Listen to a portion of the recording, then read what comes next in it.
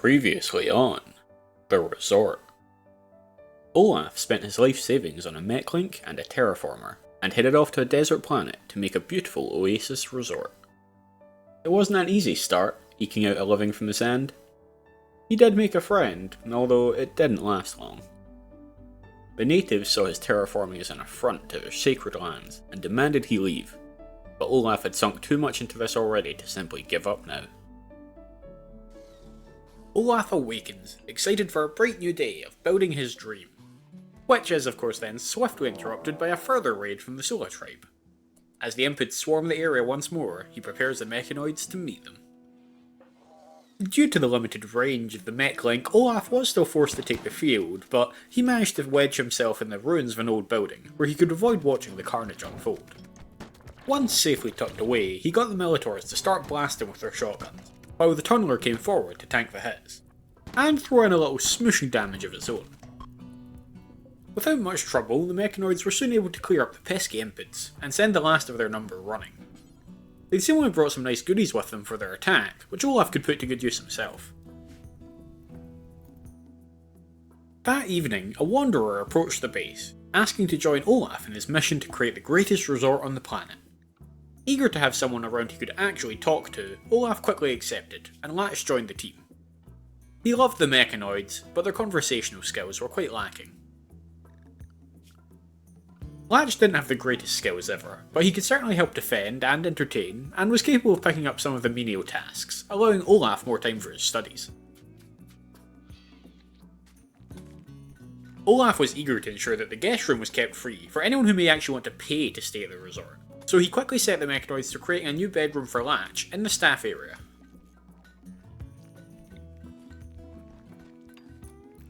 As they're working away in the new bedroom, a rather odd request comes in. Sola, the tribe who have launched 2 attacks on the resort so far, are requesting that Olaf build them a monument to honour the tribe's leader. Weird as the request is, they are offering advanced components for the completion of the task. Olaf figures they probably have no idea how valuable the components are, but he knows he can put them to good use, and the monument they're requesting is relatively small, so he accepts the task and goes to work. Olaf elects to build the monument as part of the resort itself. He figures that the monument will look quite impressive, and he can also market it as a piece of native architecture to draw in the cultural crowds. This whole scenario is quickly turning into a massive win for him. He temporarily puts the construction of the restaurant on hold, so that he can divert the resources to the monument. Given the importance and the expense of the terraforming unit, Olaf decides that it would be pertinent to enclose the unit in its own little room. With the tribes raiding the area on a regular basis now, he doesn't want to risk having them steal it. Too many of his plans depend on it.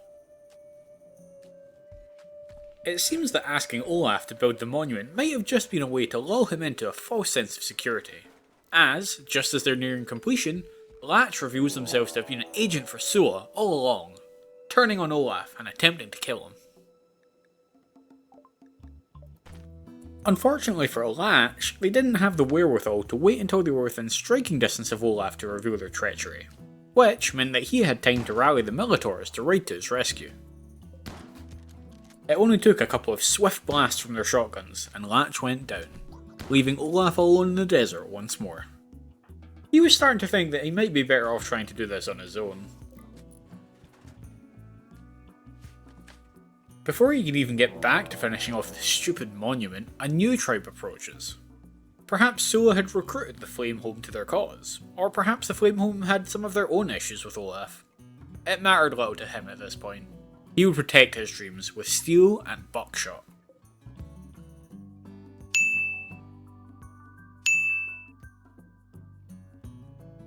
Aiming for a divide and conquer strategy, Olaf and the team close on the smaller group first. The Militors make quick work of one of their number before moving to engage the larger group, leaving the Tunneler behind to smoosh the second member of the small group. With the Agri Hand once again unintentionally drawing the attention of the attackers, the Militors were able to pepper them with buckshot and bring yet another raid to a swift conclusion.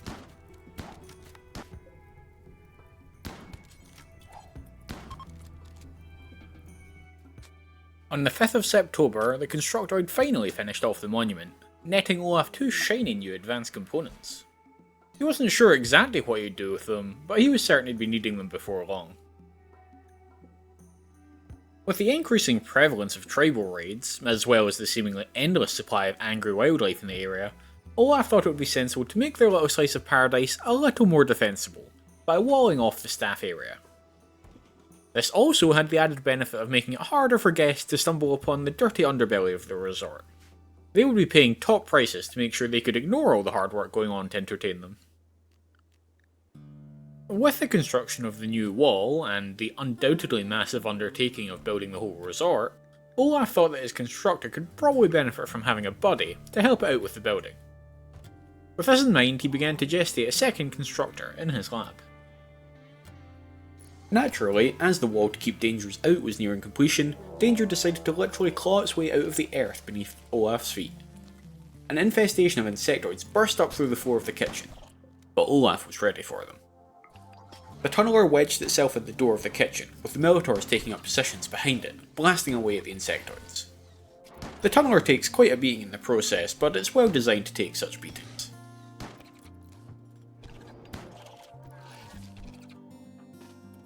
It's not a quick fight, but the bots manage to put down the insectoids, and, in a show of dominance and defiance, Olaf immediately starts carving up the insectoids for their meat. Olaf soon manages to finish up his first research project. With biofuel refining available, he'll soon be able to repower the terraformer and start the process of creating his oasis once more. Another desert tortoise appears at the resort, eager to join Olaf in his adventures. Olaf isn't sure if this is simply a reincarnation of the previous tortoise, or one sent here to haunt him, but he's happy for the company of another living creature at least. Olaf hears the sound of a loud crash nearby, and, curiosity getting the better of him, he approaches to find a young impet from one of the tribes lying in the sand in a bad way. Although the turtle is a nice addition, he is a high mate and he longs for contact with another person. So it was that, despite the impet's lack of skill or usefulness, he elected to drag them back to the resort to patch them up, and maybe try and convince them to join him. With the staff area properly defended now, Olaf felt he could get back to actually working on the resort, starting with adding a second bedroom to the guest section. Not long after this, a wanderer approaches the resort and asks to join Olaf. It seems like word is getting out about this wonderful dream of his. Olaf gladly accepts, and Mally joins the team. To be honest, it's just as well that Mally joined, as unfortunately the young impet Olaf had tried to rescue soon succumbed to an infection that Olaf just wasn't equipped to treat. With their other more pressing tasks completed, the group were finally able to resume construction on the restaurant for the resort. With his mind back on the resort and the guests' enjoyment, Olaf decided upon his next research topic: saunas. They are so relaxing and a wonderful experience, and where better to place an exceptionally hot room than in the centre of a desert? With the difficulty inherent in cultivating food from desert sand, the single agrihand had been struggling to ever have the fields fully planted, and, with guests, hopefully, just around the corner, it would be important that they stock a variety of foods so that they could offer better quality meals. With this in mind, Olaf decided to gestate a second agrihand. Unfortunately, he had reached the limits of his current setup, so he needed to construct a band node to allow him to connect to additional mechanoids. Just as they were nearing completion in the restaurant, the ground began to shake violently beneath their feet. An earthquake. Rushing around the resort to see if there'd been any damage, Olaf was dismayed to find that 2 of the 4 solar panels had been torn asunder. Replacing them would need to be a priority, lest the mechanoids run out of power. With the outline of the restaurant finally finished, Olaf had the boss begin moving the shelves and food from the freezer into the new freezer in the restaurant. The old freezer would still serve a purpose though, storing all of the toxic waste packs produced by the mechanoids, until Olaf could figure out what to do with them. With his understanding of saunas improving, Olaf decided to put down a sauna room. It needn't be too large, in fact the smaller it was the easier it would be to heat, so he placed it down in the gap between the restaurant and the monument. This placement had the added benefit of acting as a bit of a wall, keeping guests from wandering out into the desert accidentally, while also keeping out unwanted visitors. With the restaurant nearing completion, the constructoids finally got to work on building up a few tables. Finally they would have somewhere to eat that wasn't Olaf's bedroom. The staff and guests could both share this room. Olaf didn't intend to hire anyone so uncouth that he would have to hide them away from guests after all. Guests would need entertainment whilst here, and what was the best form of entertainment? A type that made Olaf more money. With this very simple philosophy in mind, he decided to place a couple of slot machines in the restaurant. In time, perhaps he would be able to build a full casino as part of the resort, but for now the restaurant seemed as good a place as any to offer guests a chance to lose their money. Looking to finally restart the terraforming process, Olaf decided that the old kitchen, which had been carved into the mountain, could be repurposed as a workshop, the perfect place to start creating chem fuel. Soon, yet another impid from the tribes crash-landed near the resort. Olaf wasn't sure what was going on. Perhaps they'd built a giant catapult in order to launch their attackers directly at him, but were struggling to nail the landing. Either way, he thought that having someone who knew the local area well could be helpful in navigating the dangers of the desert, so he made sure to rescue them.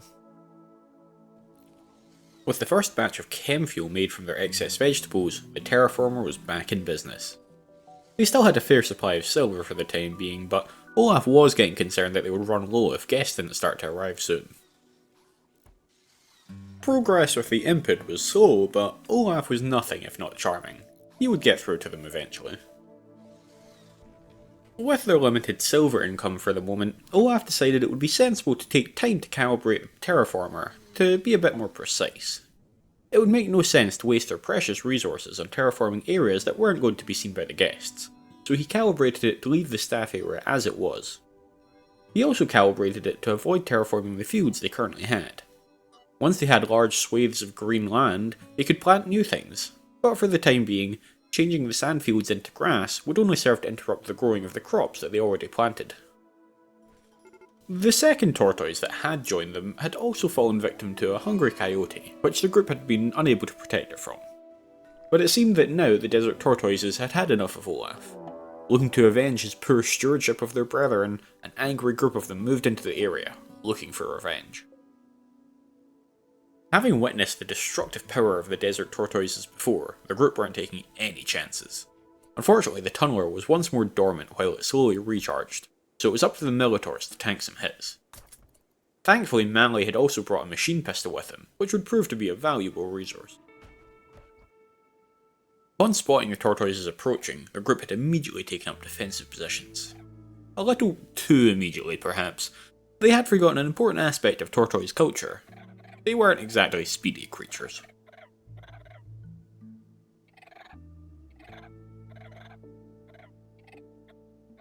They were, however, intelligent creatures, so much so that they elected to ignore the defensive position the group had taken up, and look for other openings around the back of the base. Mally didn't want to risk one finding a lone mechanoid out on their own, so was determined to deal with the issue directly. He led the Minotaurs out the back of the base, and they started blasting. The tortoises had indeed been sensible in planning their attack. Unfortunately for them, their speed let them down. With relative ease, Mally and the Minotaurs were able to launch rounds at them, while tactically retreating to keep a safe distance. It was a massacre. Safe to say, no more tortoises would be looking to join the resort. Despite the fact that no guests had seemingly wanted to visit the resort yet, Olaf was determined to make sure that they could, if they chose to. Given the sudden arrival of both Mally and the Impid, Mally had been forced to take up residence in one of the guest rooms, which Olaf hated. As soon as he had a spare moment, he instructed the constructoids to build a new bedroom in the staff area.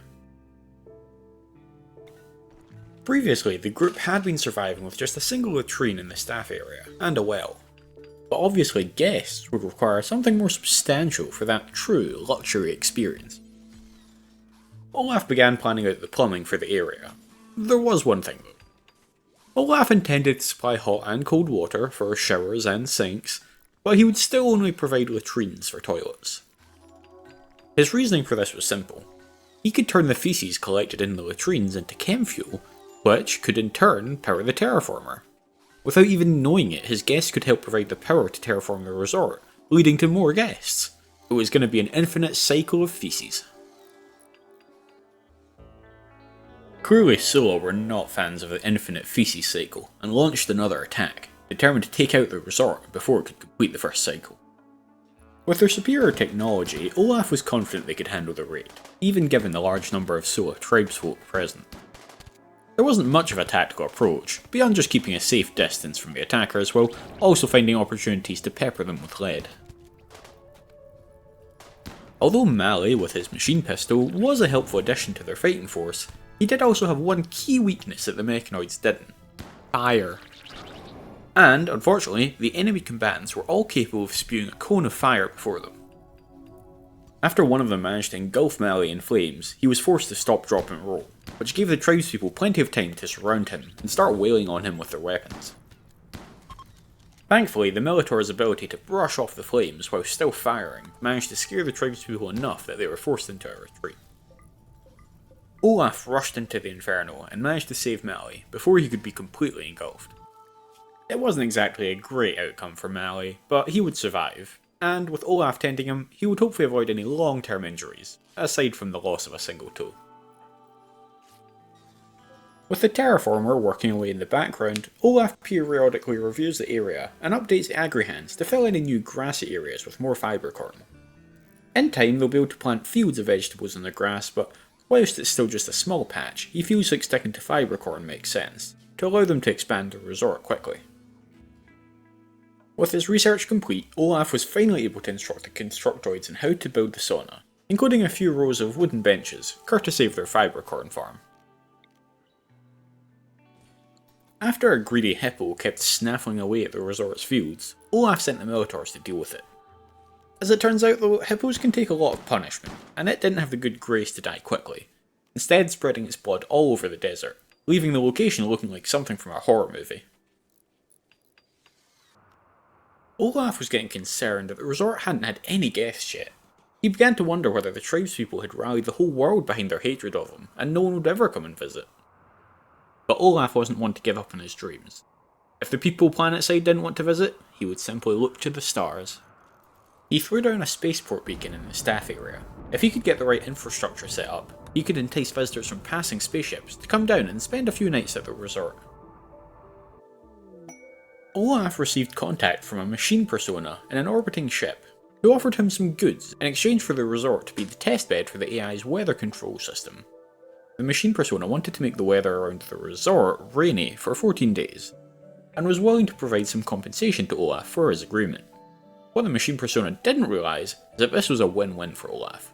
He agreed to do this with the reward for the highest monetary value. He could simply sell these to fund the terraformer, but the rain itself would also help wash away the gallons of hippo blood that stained the landscape, saving him from wasting time cleaning up himself. With yet another hippo scarfing the almost fully grown crops from their fields, Olaf sent the Minotaurs out to deal with it. If they were going to cover the place in blood again, it might as well be while it's still raining. Unlike the last hippo, however, this one didn't take too kindly to being shot at and charged the Minotaurs. The advantage of having two Minotaurs became very apparent, however, as, while the hippo was distracted clobbering one of them, the other one was able to pump shotgun shells into it. The hippo, being as durable as it was, managed to finish the first Minotaur and then turn on the second, but it was already injured enough at that point that it couldn't catch the Minotaur before it put the hippo down. The first Minotaur was left badly damaged, but hey, at least the agri-hands had escaped that fate for a change. After weeks of slowly wearing her down, Olaf finally managed to convince his captive impid Minova to join the resort staff. As well as his native knowledge, Minova was also skilled and passionate about construction, so he could help speed up the process of getting the resort in the best shape possible. The desert soon chose to punish Minova for his betrayal of his own people, by sending a pack of ravenous and savage kangaroos to attack the resort. Olaf pulled all the mechs back to the staff area, and the group took up their usual defensive positions, Minova even grabbing a bow to help out. With the help of their new recruit, the group were able to put down all of the notoriously hardy creatures, with only one of the Minotaurs going down in the process. And that wasn't that big a deal.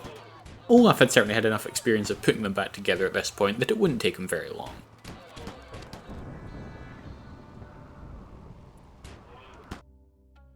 With yet another threat put to rest, the resort establishing some of its initial entertainment offerings, and the spaceport being close to operational, things were really starting to look up for Olaf.